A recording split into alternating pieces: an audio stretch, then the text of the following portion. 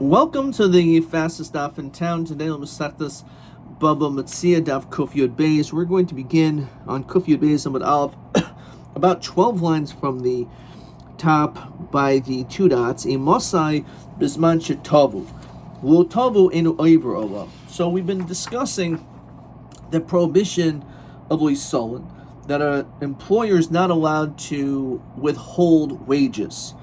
However, the Mishnah tells us that this din may not always apply. If he doesn't come to collect, if the employee never comes to you, then you're not over. So on this, the Gemara continues and says as follows: Tanrabanan, Lo solin pula sachir. So that's what the pasuk says. You're not allowed to withhold wages. Yochel fil lo yitavu. You would think even if he doesn't come to collect, it has to be with your das. In other words, you're the one that's withholding. But over here, it's him. He doesn't show up. You don't have to chase him down. This is before direct deposit. So what are you supposed to do? So he's not coming to you. So therefore, you don't have any obligation to have to pay him or to look around to find him. There's a tremendous chiddush. A lot of people, unfortunately, use this concept from the Torah as, I work for you, you have to pay me. And sometimes schools, for example, private schools, they don't always have the money, even though they want to pay on time, they're not able to. So they are not violating anything from the Torah, because the only time it's a violation is if you have the money, but you're controlling and you don't want to give it. But if you don't have the money to give to your, again, for example, your teachers, this is a clear Gemara that says that person is not violated. Okay. Doesn't make it good. It's not a good situation. You obviously want to pay on time. If you don't have, then you didn't do anything. You didn't do an isser. Sheish idcha. Yachal filu himochu etzel chanvini ve'etzel shulchani. Talmud lemer idcha. So, as our Mishnah said, this is going to really just be a continuation from what we're going to discuss. Our Mishnah discusses what happens if the employer tells the employee to collect wages from merchandise of a certain storekeeper. So, in that situation, you're not over about loy solin, because you are telling him to collect. So in this situation, let's say he goes and the store owner doesn't give the money. So in that situation, you are not over. That's what the Mishnah says. And the reason why, again, is you are doing apparently everything in your power. We'll have to understand this case a little bit better in Tosfos shortly, in order for this to be paid. However, it's the store owner that's withholding the wages, if you will. But he didn't work for that guy. So therefore, you, the employer, are not over. Okay. Question number 3. Lo solin pula sachir itcha. Lamai hilchasa ksiv itcha. So first of all, itcha l'daitcha fuki shul tavoy. If he doesn't come to collect, idcha sheishulcha, you only when you have the money. Fuki she'enu, if you don't have, idcha she'etzulcha, by you. Did you ask the store owner to pay and he refuses? Okay. So before we go any further, well, let's just see the Gemara's question. Let's say you go to this person and he is supposed to, the store owner, for whatever reason, maybe the store owner owes money to the employer. There's some type of an arrangement, and then the store owner says, I'm not giving you money. So now the question is, can the employee now go back to the Baal Bayis to collect? Let's look at Rashi. Chayzer, hiskir, the hiskir, eitzel Baal Bayis. Can he go back? If the chenveni doesn't give, when the schai Baal Bayis shalim, he has to pay him back, apparently, because this guy still needs to be paid. Now, this is a difficult question, exactly what's going on over here. So let's just look at a few lines of this top, very long Tosfos. So Tosfos says, listen, if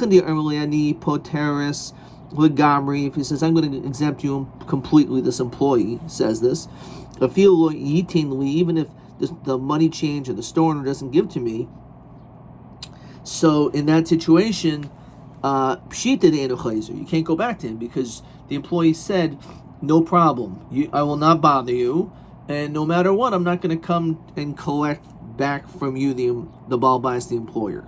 So again, if the employee stipulated as such, I don't know why it would, but then there's nothing to talk about.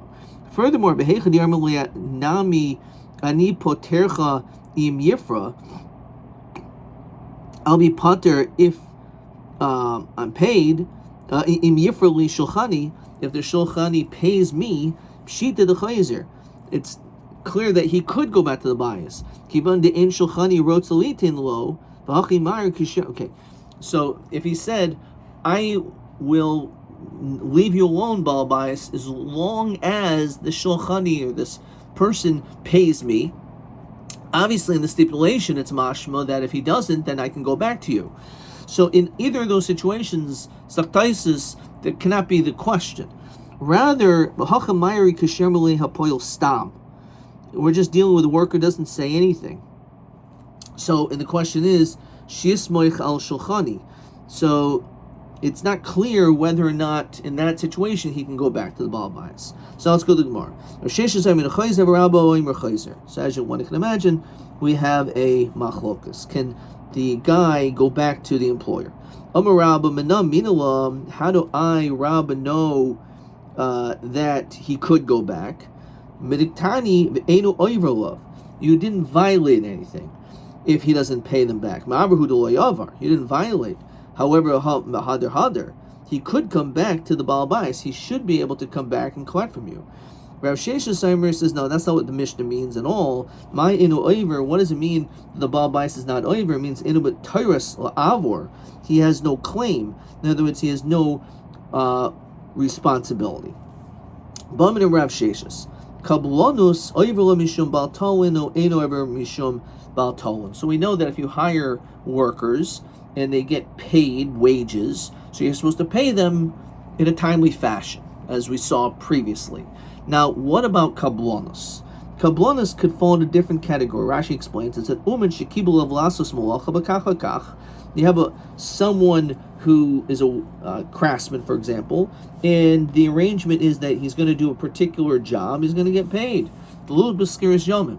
So in that situation, is it the same thing? So let's say, for example, you hire a worker to paint your house, right? So the job is to paint the house, for example, or to fix something. So in that situation, is there a din of malsol and you have to pay that guy back? Is this considered to be a loan or not? So we're going to see. So the Gemara explains it a little bit better. Are you over mishum baltalon or in over mishum baltalon? Umen kan b'shvach kli. Do we say that the umen it's considered? Let's say you give him. Let's use a better example. You give him pieces of wool and he makes a suit out of it.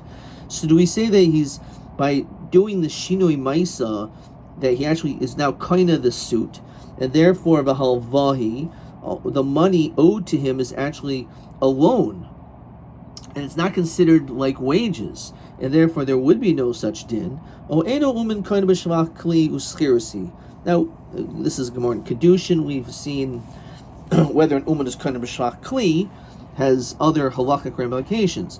But over here, apparently we see again another nafkamina would be whether or not this would be enough to for him to be chayv in Baal Tolan. Which is exactly what I wrote on TB9, which I'm very happy to see. I wrote Baal Toli Hanidain im kablonos avla mishum Baal Tolan. I wrote im uman kind of b'shvach kli olo. Could have explained a little bit more. If it was, that's considered to be a halva. Okay, I'm sure I got that full credit. Okay, so what's the answer? So Rav Sheshes Iver, you violated because it's not considered like a loan, but rather it's schirus, and therefore you owe him wages. What do you mean? V'asani and oiver. We've learned elsewhere that that's not the case. So hasam shehi mocho etzel chenvani etzel shulchani. That the time that you're not over is, again, if he made an arrangement that you would end up paying, getting the merchandise from someone else, as we saw in the Mishnah. So nema mesayle. So let's bring a proof to what we just said. Hanaisin talisal umen. Let's say you gave a garment to a craftsman, Gomer, and they completed it. Vahidio, and they informed you that it's completed. Now, if Yomi can be out of Yomi for 10 days, Edo over Mishum Bal Talon. You're not over Bal Talon, because the obligation is only when he picks up his talus. So the fact that you told him 10 days ago, you're not over Bal Talon, because you haven't collected it yet. Nostaloi b'chatze yoyim. Let's say you collect your talus in the middle of the day. Mishashaka olav chama over mishum bal talon. You takar over bal talon. So it's obviously proof to this shaila that the din is like Rav Sheshis, that you're over. So that's a proof. So Rav Mari Berei de Rav Kahana Bigarda de Tsarbala. Maybe we're talking about this combing of a garment. Says Rashi, Shin kan shvach kli. In that situation, maybe the reason why we consider it as schirus is because the uman didn't do anything which causes it to like be kind of a kli. He didn't do anything. All he did was comb it. He did some processing to it. But because that, no one would hold that he did any really major change to be kind of the item. So therefore, maybe only in that situation can be over Bal Talon. However, if he actually made a major improvement, then maybe we do say Oymun is kind of shmach clean. You're not going to be over. So my yoiv nihile, we're kuche hanu shvache. So why did you give it to him? To soften the beged. So isn't that the same thing as the improvements? Says Rashi, and they shem chemam yoiser v'yesh noi b'davar. So now it's nicer. Agri mine live tushe batsha ubatsha b'ma'ata. So the purpose of what he was giving it was for him to step on the clay. So this case is schirus, not kablanus, so it's not a proof. Okay, because he's getting paid not by the completion of the act, but by, as Rashi says, boichinos berglayim, besoich kliates, he hits it with his feet, b'mayim, v'karka haruin b'kach, umiu lopa kablanus askinan. Rashi explains this is not kablanus, el b'schirus. Scharo lefi minyan b'tishoiseha, because you're getting paid based on the amount of kicks. So it's really a case of schirus. Okay. So therefore we don't have necessarily a proof either way, but again, l'chayra, we're going to say like Rav Sheshis that Yitak are over. Okay. Let's continue with Kuf Yud Beis Amud Beis. So the Mishnah said, Schir bizmanoi nishba v'naitel v'chul. So let's go back and see what this Mishnah is talking about. So let's say you have a worker, and he's claiming to get paid, and he comes bismanoi, namely during the proper time for payment, when he was supposed to get paid. So we're going to see that nishba b'naitel, which is a little bit unusual, because normally when there's a question, usually we make the person make a shvua and keep the money, not make the other person makes a shvua and takes. We're going to see why this is an exception over here by a worker, and we don't have the Baal bias make the shvua. And then it says, Abersman of, let's say it's beyond the time of the proper payment, Eino Nishma V'naitel. At that point, he no longer makes a shvua. Okay, so with that introduction, reminder of the Mishnah, let's see the Gemara. So the Gemara asks, Sechir, when it comes to this worker, Amai Tekinili Rabbanan with Mishtab of a shakel. Why would we say that he could make this shvua? Again, this is not a typical situation. When you make a shvua, you don't make a shvua to take. Usually the other person will make a shvua and not have to give. We actually have some seriously big halachos over here that the Chachamim taught us, which is also brought down in Masechta Shavuos. Hani hilchos ninhu, these halachos, hani tekanos ninhu, these are tekanos, what do you mean halachos? These must be enactments. So Elam, Omer Rabbi Yehuda Shmuel, fine. Tekanos gadol shanu kan, it's not halachos gadolos, tekanos gadol shanu kan, gadolos machadika katanos. What do you mean big ones? It's mashma that there's big and then there's also small ones. Okay, fine. Now Omer Rav Nachman Amar Shmuel, tekanos kavuo shanu kan. Okay, that's it. Okay, so don't worry about the language so much. Shvua de Bal Habayasi. Really, Me'ikar Hadin, the Bal Habayas should be the one who makes a shvua, as we normally say, because the Bal Habayas is claiming, I paid you, so therefore he should be able to make a shvua and not have to pay. However, Akruha Rabbanan l'shvua de Bal Habayas.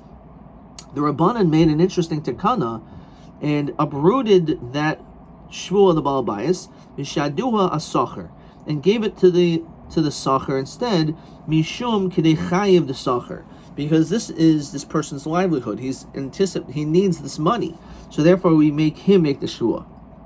And Rashi reminds us again of this din the one who is to pay has to make a shvua. That's how it typically is. So I understand, because the guy needs money, but maybe he's wrong. Mishum kidei chayiv the sacher mafsadin alei l'bal bayis, just because the employer needs the money, but the employee doesn't need the money. Who says that the person who employed him doesn't need the money? Why would that be a reason he should lose out?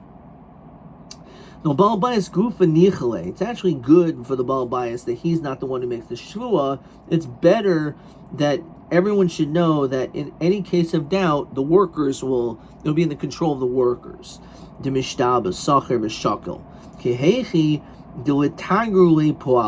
This will help workers want to work for him. This way they know if there's any discrepancies that they'll be the ones to make a shvua and get paid. So therefore that helps incentivize people to actually work. Okay, so Sacher Gufi Nichle de Mishtaba Bal Habayis Vayivka Kihechi de Ligruhu. Maybe the worker himself, it's good that the Bal Habayis should make the shvua. Vayivka Kihechi de Ligruhu, says Rashi. Shalo Yimanu L'Schurasai. Maybe Pumfakert, if the Baal Bayis knows that he's going to be able to make a shvua, so that will cause him to be more likely to pay, right? So maybe it's good for the workers that the shvua should still be on the Baal Bayis. The Baal Bayis al karchi agar. We know the Baal Bayis needs workers. What do you mean? Sachar nami bal karche itger. They also need to work. So it's not like, we're doing the boss a favor.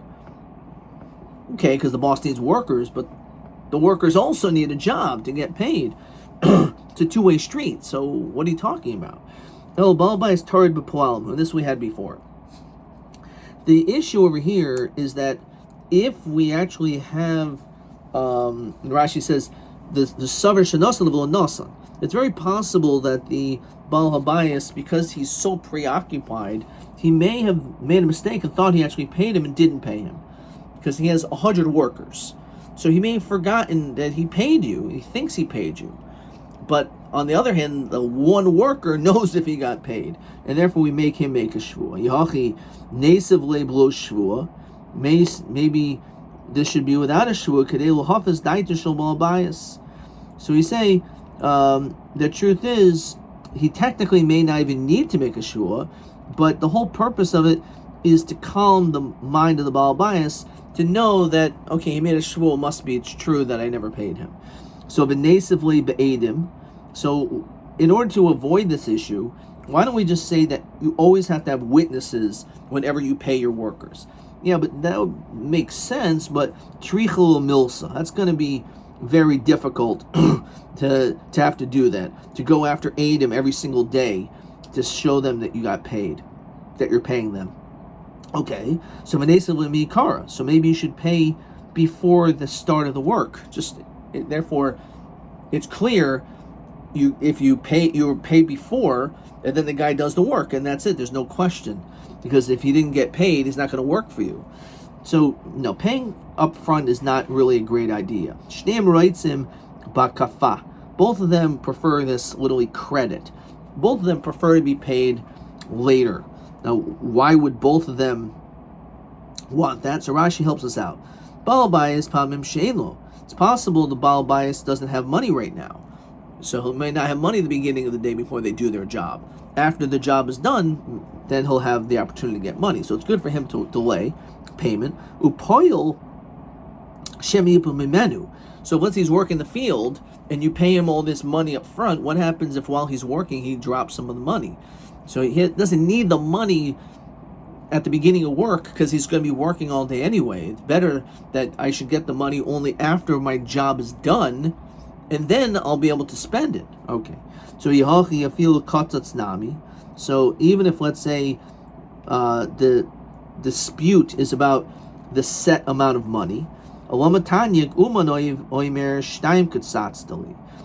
have the uman, the employee says, you owe me $2, right? That's how much I'm supposed to be entitled to. The Baal Bayis says, no, I'm only supposed to pay you $1. So interestingly enough, so it's on the employee who's claiming the money to have to prove that it's not $1 but $2. But why?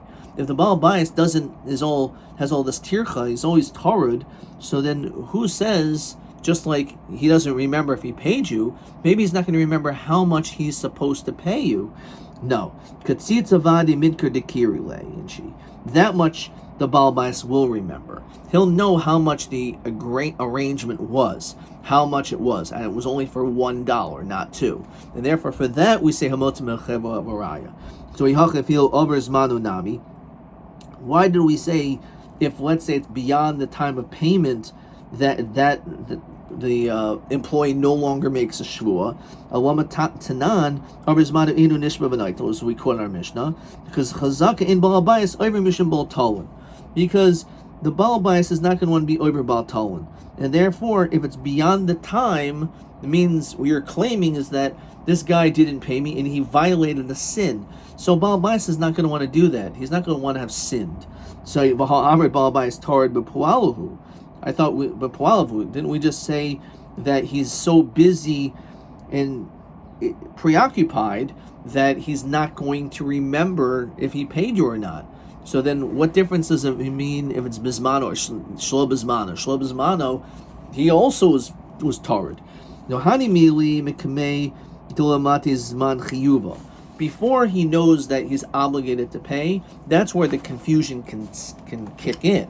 However, as we continue to kuf Yud Gimel Amud Aleph, Avol Mata Zman Chiyuva, once it's already reached the time to pay, Rami Anafshi Minker, then he will remember. So it's an interesting svara, but because of the Isser of Lo Solon, he doesn't want to violate Lo Solon, so then he'll be more sensitive to it, and therefore the employee is no longer able to make a shvua.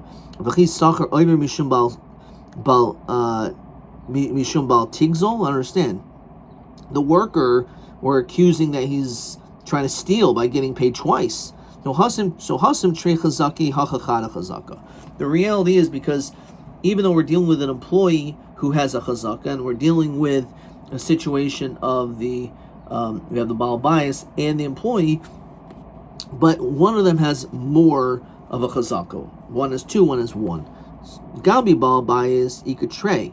The owner, or the Baal Bayis, has 2 chazakas. Trei chazake. Chada de'in Baal Bayis over mishum Baal Talon. One is that the guy does not want to violate Baal Talon. He doesn't want to sin. And furthermore, b'chada de'in sachir mashe scharo. That typically, we're not going to find that he's going to get a delayed payment. The sachir is not going to just accept that he's going to get paid late. So that's not normal. However, when it comes to the employee not being a thief, that's true. That's a chazaka that an employee is not a gazlan. That's only 1 chazaka. So against 2 against 1. So we're going to say in that case, if it's over zmanai, because it's the Isser also of Lois Solon, he's not going to want to violate it. So therefore, even though again the employee doesn't want to violate don't steal, so too the Baal Bias doesn't want to violate Lo Solon. But the Baal Bias also has the notion of the Ein Schir Masha Scharo, that it's not typical to get paid late, and therefore we assume after the Zman has passed that we just say that he's not able to make a shvu and take. However, however, if the employee, as the Mishnah concluded, is able to produce witnesses, then he can make a shvu. Come on, I understand. What exactly is being going on over here? Says Rashi, Ma edim shetavu oisu matzrichin. What exactly is necessary over here? Because in order to get paid, what you're basically doing, I can pay you in 5 seconds. So what are these witnesses testifying? That they didn't see the guy get paid? Well, maybe that was during the time that they were there, he didn't get paid. But maybe another time, somewhere else, for a few seconds that the witnesses weren't around, he did get paid. So Amar Abasi Shetava Bizmanoi. He's claiming that he was again being paid on time. So Vidilma Labasar Hachi Par. So maybe they paid him afterwards. So Amar Abaya Shetava Kol Zmanoi. The Baal Bias So Amar Abaya Shetava Kol Zmanoi. The whole time he was asking to be paid was in front of witnesses. What does that mean? This was happening forever? So that day, says Rashi, Yom Echad L'achar Zmanoi, one day after the time, Naslu Chachamim L'shava v'yitol, he is given the opportunity to make a shvuah. So if it's after the time, normally we don't allow him to make a shvuah, but if he had witnesses that he came that day after when he was supposed to get paid the next day, and he didn't produce, and there was witnesses that he never got paid during that day, so then the employee can make a shvuah. Okay, we'll stop here. Let's maybe see another question. Question 4. Be'elu fanim lo tiknu shvuas hanoitlin l'sacher mishum dabal bayis midkar doker. So when it comes to the amount of money, right? Also, over zmanu. So uman omer shtaim kutzatztili v'omer lo kutzatzil achas, or over zmanoi, that is also another time. Okay, that was question 4. TA9, no questions at all. And TB10, Adkan.